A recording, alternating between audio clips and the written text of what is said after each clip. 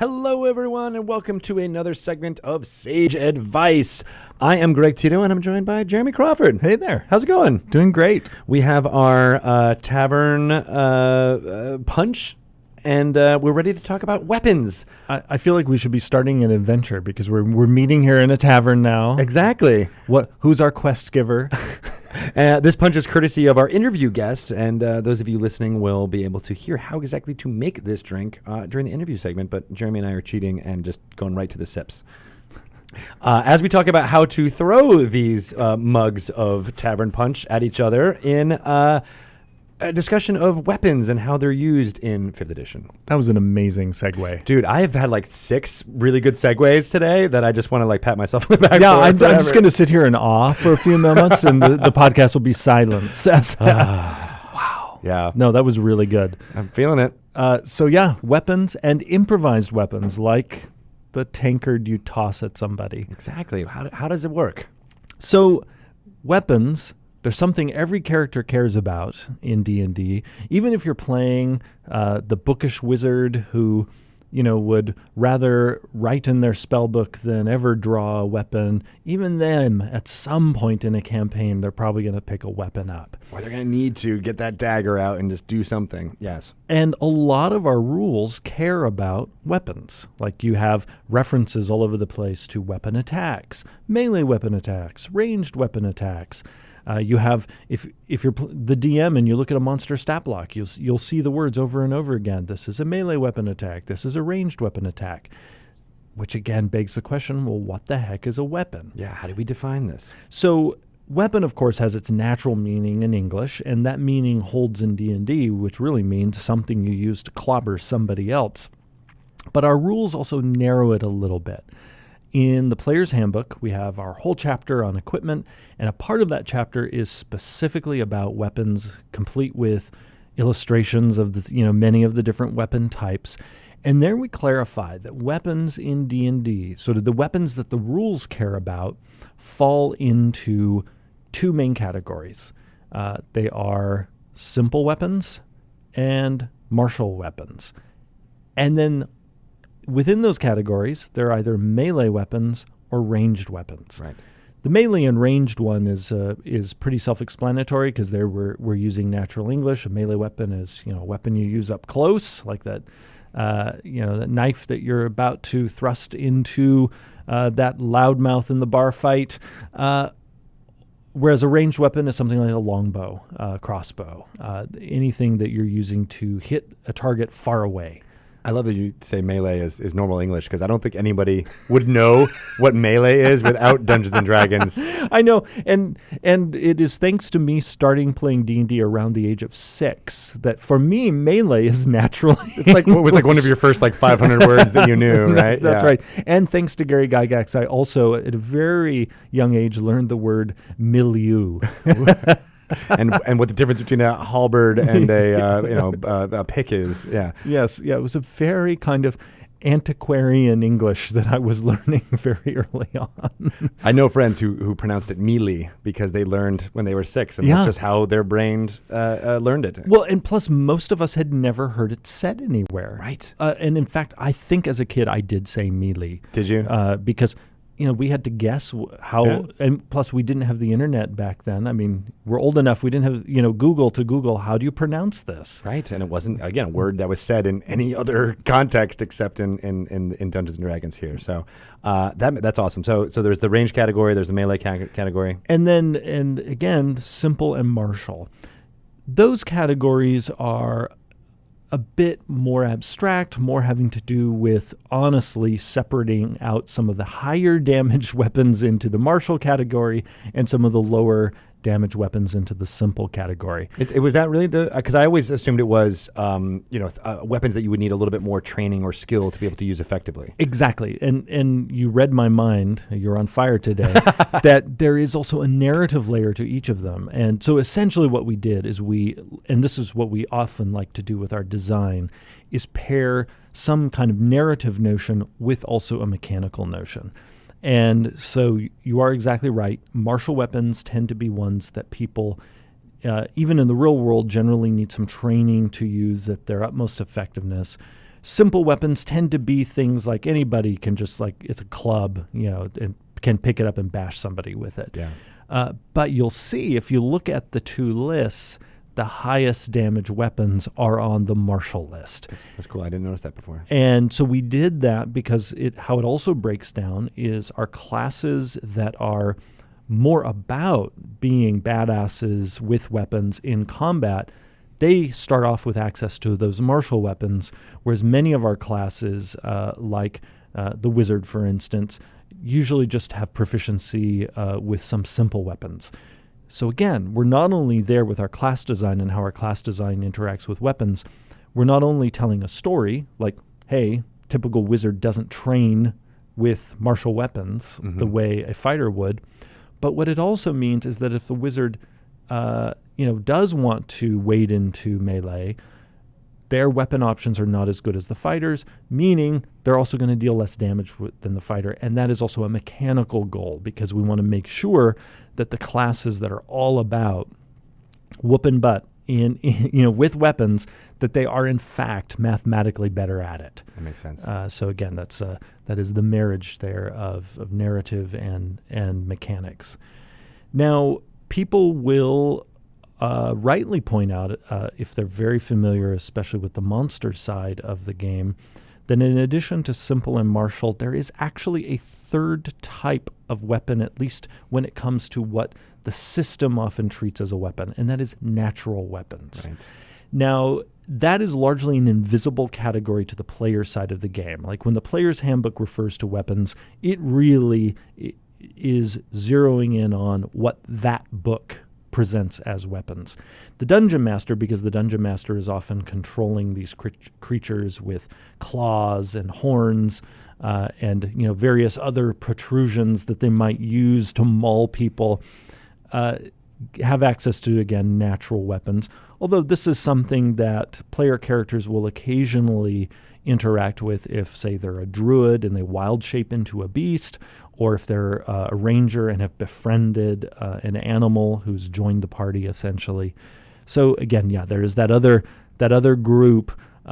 They are not the manufactured weapons that simple and martial are, but the system, when it comes to like making weapon attacks and whatnot, treats them as such. Now, yet there's another thing I should point out here, because this often creates some confusion. People will wonder, is my fist considered by the system to be a natural weapon? The answer is no. Okay. The game tends to treat only things like claws, horns as natural weapons. And if you're ever wondering, does this piece of this creature's anatomy count as a natural weapon or not, our stat blocks will tell you by having that piece of the creature's anatomy appear as one of the creature's attacks in their stat block. So we show you right there, this thing is significant enough that it gets its own action entry, and it can be used to make weapon attacks. Our sort of soft, fleshy fists, us humanoids that we have, or our elbows, or whatever it is we're using to make an unarmed strike, our system does not consider to be a weapon in the same way. But you can still make weapon attacks with it.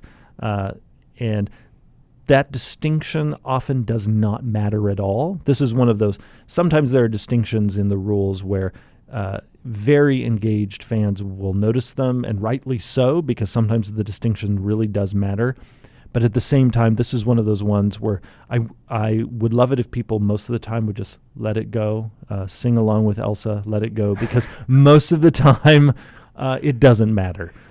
And really about the only time it matters is when something in the game talks about enchanting a weapon, silvering a weapon. That's what I was exactly going to point out, was where it does matter is when it's this corner case of, do you have the right weapon needed to do damage to this creature type? And usually it is clear in the context that the game at that point is talking about an object. Yeah. When you're not At one point, just pour silver over your fist. Yeah, exactly. I've got a silver fist. Yeah, and then immediately report to the emergency room.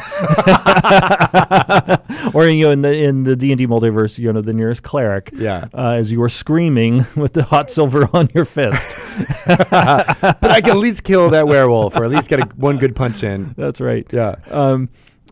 So that distinction about unarmed strikes usually only matters when the game is sort of fussing about, do you have one of these objects that the system thinks of as a weapon that either is going to have magic put into it or what have you. And in the monk class, there's a lot of which is the class that uses unearned attacks of the fist as often as most of them do. There's a lot of things in there that allow you to deal damage to these creature types that need magical weapons or silvered weapons and things like that. Exactly. The monk has some workarounds built into the class, right. Where their unarmed strikes are allowed to bypass different resistances and immunities to non-magical weapon attacks. Out of curiosity, was that something that was discovered as you were designing the monk class for 5th edition, or was that something that kind of was like, oh, we're going to always want to make sure that this is in there? We knew because of work on previous editions that this is an issue really for anyone in the game who is attacking not with a spell and not with a physical weapon, because if you're attacking with a spell, okay, you're using magic, and you can usually find some way to damage a thing that might have an unusual resistance or immunity. If you're using weapons, well, you can eventually get your hands on a magic weapon, which usually also helps you bypass certain defensive capabilities. But we know in the past that if you have a character who's like, you're not using either, you're using, your elbow or your shoulder or your butt or whatever it is that you're using to make your unarmed strike, you've got to have some way, especially at higher level, to bypass some of those resistances and immunities, because you don't want to have a character who shows up and it's just like, oh, I can't do anything in this fight. I'm one of the most skilled fighters here. I can do all types of crazy things with back throws and things like that, but then, I can't hit a demon. Yep. Yeah, exactly. And we're fine with that to be the experience at low levels, because part of the neat character narrative built into D&D with the leveling up mechanic is you're meant to actually have at low levels some of those experiences of, oh no, I have no way of affecting this thing. And then we provide, as you're leveling up, ways for you to get the tool that will overcome that past adversity. So then the next time you face it, you really feel like you're getting more powerful because, like, hey, last time I met this demon, I couldn't even hurt it. This time, I owned it. Oh my gosh, and that's such a great trope, not even just in D&D, but just in all storytelling, where you're like, I've done the training montage, and now I can finally get what I need to get that I couldn't do at the beginning of the movie in Act 1. But Act 3, nailed it. Yeah, exactly. A question I get sometimes is, can a creature that has natural weapons still make an unarmed strike? And the question is, yes. Any creature in D&D can make an unarmed strike, and no matter what the creature is, if you're making an unarmed strike, you use the unarmed strike rule in the combat chapter of the player's handbook. So even if you're playing like, oh my God, it's the sentient ball of horns that's coming at me, even though it's all horns, if for whatever reason the DM does not want it to use its horn attack, the DM could still have it make an unarmed strike, which then means it rolls its attack roll, adds its strength bonus. If it hits, then it deals exactly 1 damage plus its strength modifier, because that's how all unarmed strikes work in the game. What's the advantage of doing that? They normally wouldn't want to do it. So the main reason why players bring this up, it's because of typically multi-classing. If you have like druid monks who will wild shape into a critter and then want to know, can I do unarmed strikes when I'm in this animal form, even though it has horns and all, or some other kind of natural weapon? Because you get the bonuses by doing unarmed strikes. Exactly, as a monk. And often some of the most wonderfully strange rules questions we get are thanks to multi-classing. Multi-classing, and which is why it's an optional part of the game where we don't expect all groups to use it, because there are many things like this where the issue will never even come up in your campaign unless someone is multi-classing. Right, because the systems were designed for the classes as discrete, and then if you start to mix and match, then it's like, well, that's where these corner cases can just arrive. Exactly. And we wanted to design the system so that the majority of players who we know don't multi-class could basically sort of enjoy the game and not worry about any of this stuff. And then basically the groups who are ready to sign on for the extra complexity, well, then they will have to deal with some of these corner cases, sometimes with the DM just making a call, because we don't always provide rules for every single corner case. Yeah, well, with a complex game like that, it's kind of impossible to do that. Yeah, exactly. Now, there's another area of weaponry that people are often fascinated by, and it goes all the way back to the beginning of this podcast, and that is, well, what happens when I throw the tankard of ale at somebody? An improvised weapon. Exactly, because it is an object, and I have weaponized this object. In English, that would be what we would call a weapon. So we have a rule for that. It's the improvised weapon rule. And what the rule is basically that if it's something that was not designed to be used as a weapon and doesn't resemble a weapon in any way, you can still attack with it, but it doesn't count as a simple or a martial weapon. It essentially doesn't have any of those categories that a weapon would have, because it's this like only partially formed weapon that you are now using. You don't have proficiency with it unless you have one of the few things in the game that does give you proficiency with improvised weapons. So it means you don't get to add your proficiency bonus to your attack roll. And no matter what it is, it just does a D4 damage. And showing that, a weapon, something that's been crafted for a battle, is going to deal more damage than the vase you just picked up off the side table to smash into the person's head. Now, that said, we give DMs a lot of liberty within the improvised weapon rule, because one of the things we say is, DM, if a person is using something that is pretty darn close to an actual weapon, one of the simple and martial weapons on the weapon table in the player's handbook, DM, go ahead and just let it count as that thing. The example we give in the player's handbook is someone might, imagine again, typical bar fight, smashes a table, picks up the table leg and clobbers somebody with it. Table leg, especially if it's made of heavy enough wood, functions like a club. It's basically a club. And so I would encourage DMs, if the person wielding that table leg is proficient with clubs, just have that table leg function fully like a club. You can imagine, imagine an unexpected fight like in a blacksmith's shop, and you didn't bring your weapons, but there are no finished weapons in the shop, but there's all those tools. Like tongs or a hammer. I, as a DM, would readily allow the players to grab those tools and have many of those tools, particularly because that kind of tool usually has a lot of heft. It's good for swinging, or otherwise designed to be wielded in hand. I would allow them to function like the weapons that they are most similar to. And, if a person has an appropriate proficiency, allow them to apply the proficiency and even let that thing deal the amount of damage that weapon would deal. I encourage DMs to be generous here. And the main reason why, aside from the fact that, I always love groups that just, have a great time, follow your bliss, be generous. Have creative ways to have a fight that makes sense. Exactly. Yeah. And that's it. That's the other reason is it encourages creativity. Right. This kind of generosity at the table it creates a virtuous cycle where the more a DM says yes to these sorts of shenanigans, rather than the game sort of getting broken, it's encouraging the players to think outside of the box, to create hilarious scenes.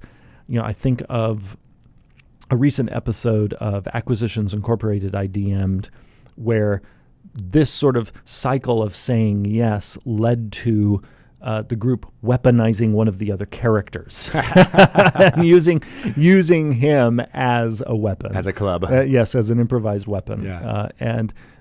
Most groups, you want those kinds of crazy moves because it gives everyone something to remember, something to laugh about.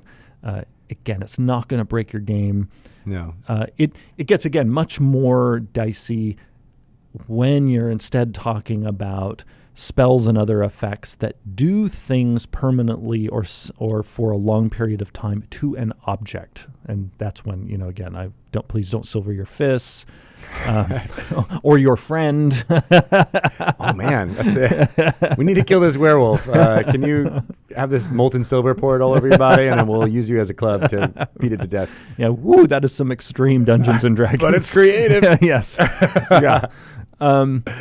So there's a whole other dimension to weapons, and that is their properties.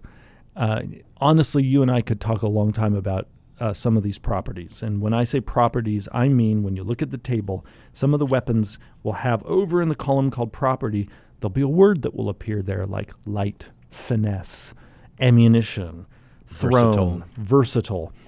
Each of these properties gives a weapon that has one of them some special twist in how you use that weapon.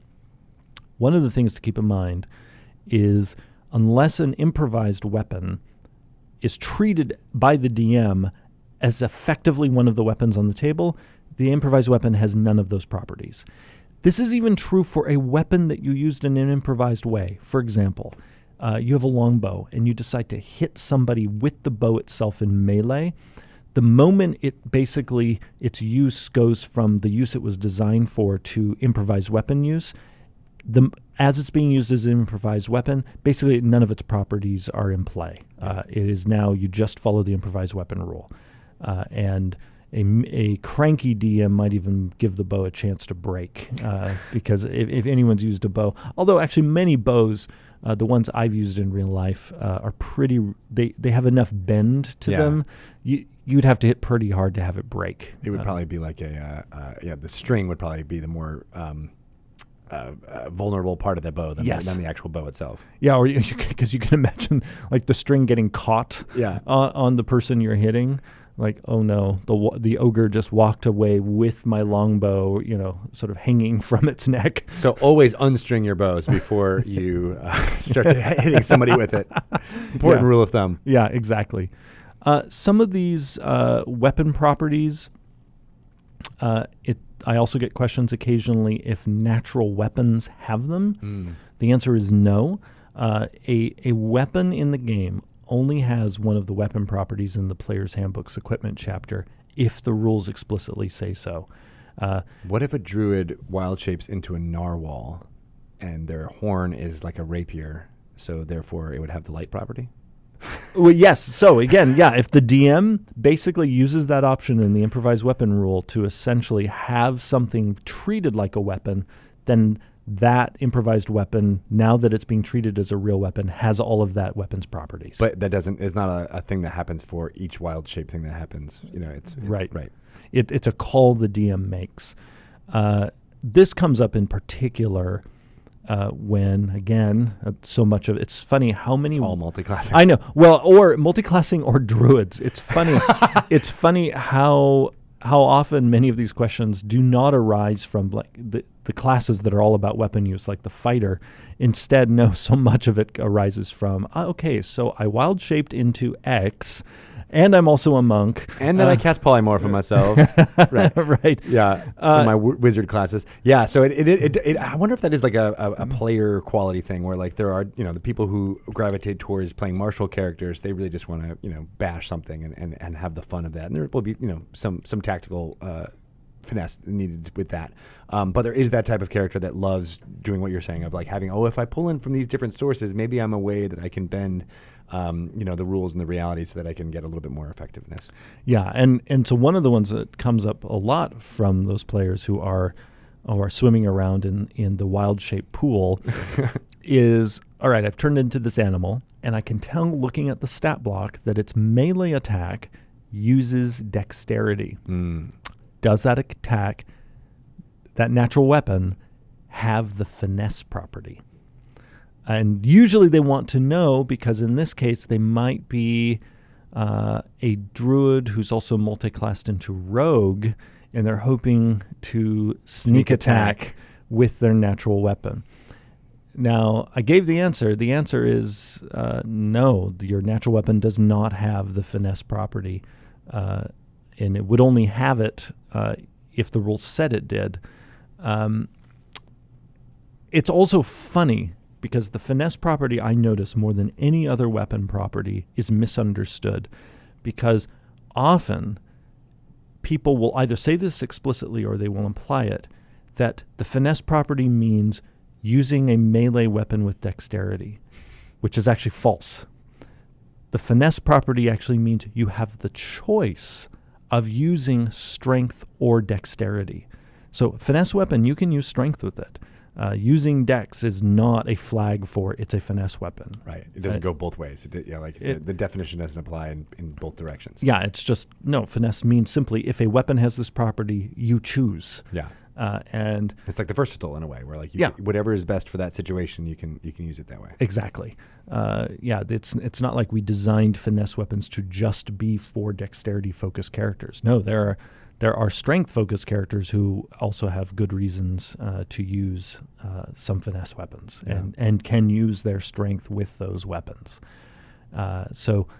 And again, there are other places in the game where people will see, oh, this class feature is letting me make a melee attack with dex. Does this feature have the finesse property? And again, no, it does not. A thing in the game only has one of these properties if the rules say so. And then again, asterisk, read down. Also, finesse does not mean using dex to attack in melee. That is only part of what finesse means. Makes sense. Yeah. Some of the other weapon properties, pretty self-explanatory. Really, the other thing that often comes up about weapons is, how do I get my weapon into my hand? It's a really fundamental question. When battle breaks out, maybe you're in that bar, you're deep in your cups. Oh no, combat just broke out, and I don't have my weapon in hand. How do I get it there? Our rules are pretty generous, where on your turn in combat, everyone gets their move, they get their action, and then they get what we refer to as their free object interaction. Meaning, at some point during your move or your action, you can do something with an object, including drawing your weapon. So that does not have to eat up your movement or your action, and you get to decide when it's happening. Like you might decide as you're moving, you're dashing across the tavern, you draw your sword and then you attack with it. Or you draw it the instant you make your attack, and like lightning swift motion. We give you the narrative flexibility to decide this. I love when players describe that, where they're whether they're charging in and drawing or they draw first. But where this gets complicated, I think, is when people shift between using a ranged weapon and then the melee weapon the next round, or hey, I'm going to get my shield out for this round because I'm anticipating the big bad's going to want to be hitting me. And a lot of people have the ideas from previous editions that is not allowed. So you can do it. The key is the first interaction is free. The second one gobbles up your action, unless you have a special feature like rogues do to get around that. Well, at least thieves do. One subclass. Yes, yeah. Right.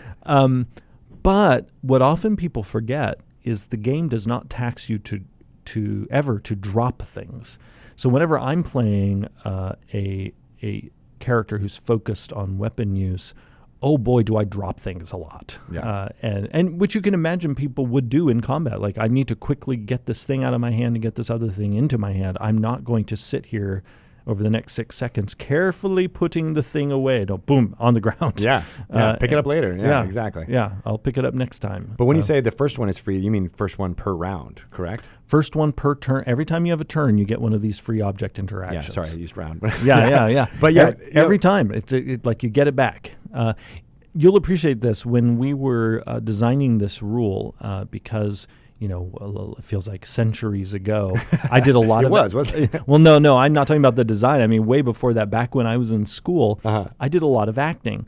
And I used to, in our design meetings, refer to this free object interaction as your character's stage business. Yes, your business. Yes, because anyone who's acted knows about you have that little thing you do that it is not your main activity on stage when it's your turn, but it still can be really important to the flavor of your action. Yeah, so going to make a drink while you're delivering a speech, or walking to the door and putting away your coat while you're doing something in a dramatic way. There's ways to communicate through action on stage that I think is a big part of what you're talking about here. Absolutely, and that the list in the combat chapter of things you can do with that free object interaction. Some of it was motivated basically from acting, like nice.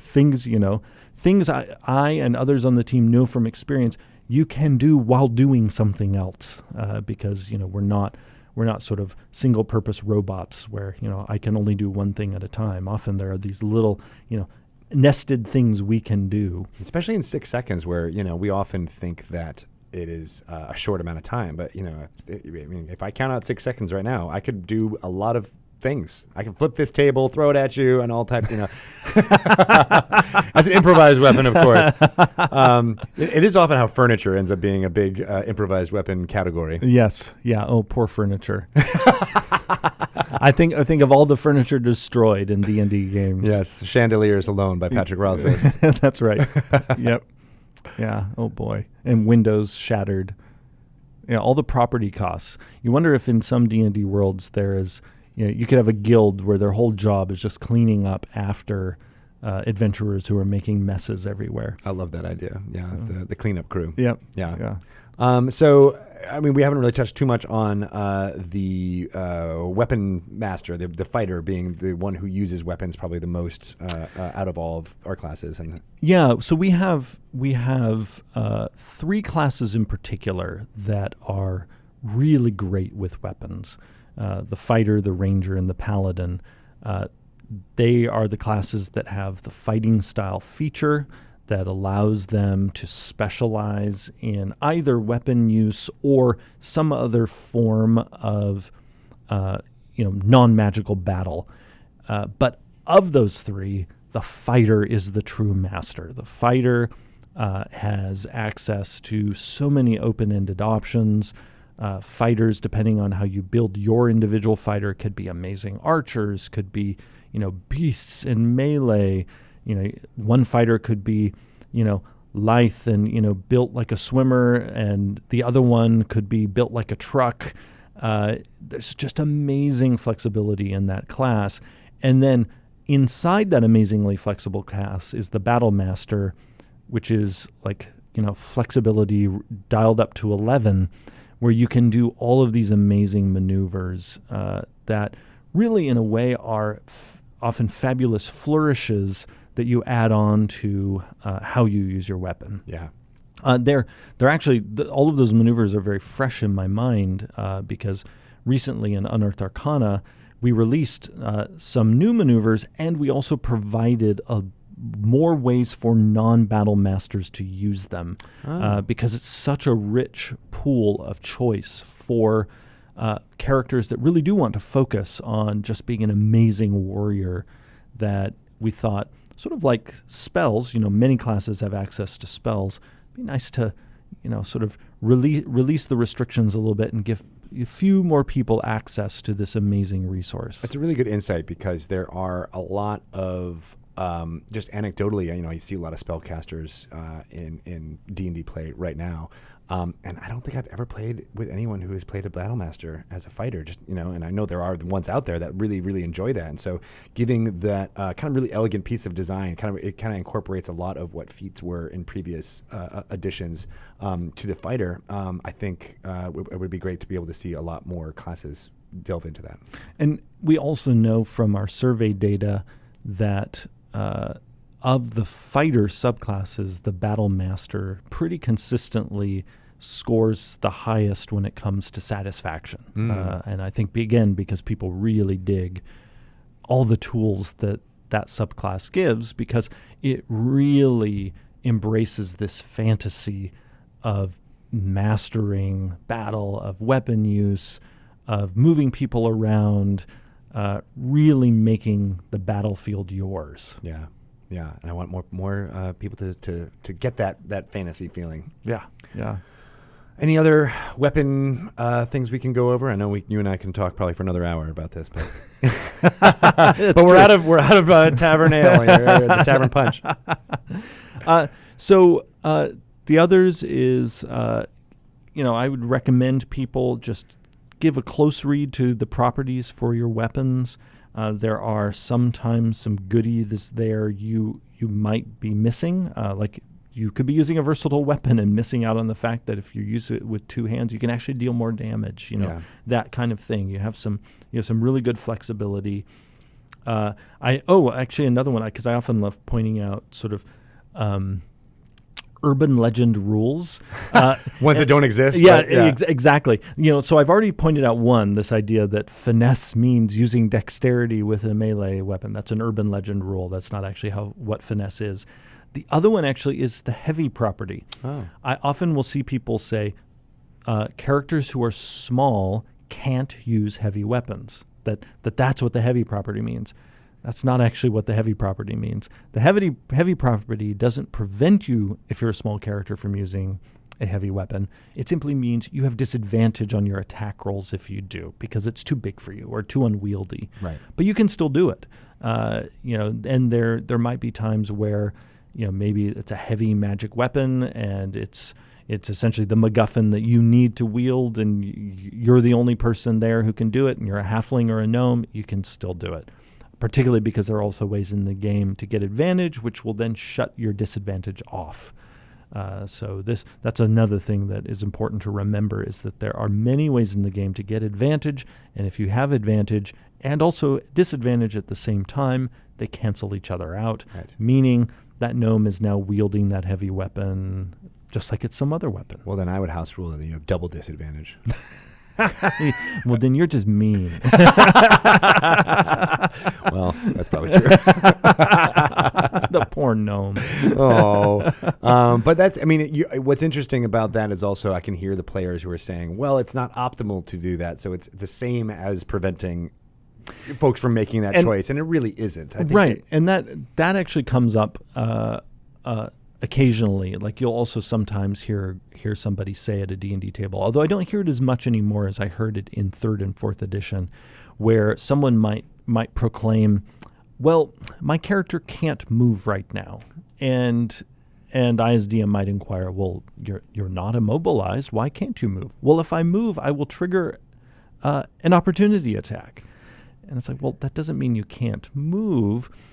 And so I understand, often people will state, I can't do X, and it's shorthand for it's not optimal for me to do X. The reason why I often, though, like to remind people that it is not actually a prohibition, it's not because I'm being a schoolmarm and want them to be correct. No, it's because I want them to remember they have options. Right. Again, with my theme of following your bliss, do what's cool, do what's fun. Remember, just because you might have some kind of, hindrance in doing something, it could turn out in a certain circumstance that accepting that hindrance and doing it is actually what's going to get your character and your group to the finish line, whatever the finish line is in the particular scene you're in. Yeah. And so it's like just remember, hindrance doesn't mean prevention. You can still do it, and it could end up having a mighty payoff if you do. Well, that's the fun of the game. For me, in some ways, is just making that mental calculus of like, well, I want to do this action, but it has a risk associated with it. But I want to take that risk because that's what this character would do at this moment. Or narratively, it makes sense to try to save my fallen hero, even though I know I'm going to get bashed in the back of the head by the ogre who's about to swing on me. Like you would do that, and it's a really elegant way that the rules say, like, well, yes, you can, but there's X that could happen, and maybe it rolls a 1. Right. And it breaks its club, and then everything is great after that. Yeah, you might survive the whole thing. And if you don't, you have a great story to tell about your TPK.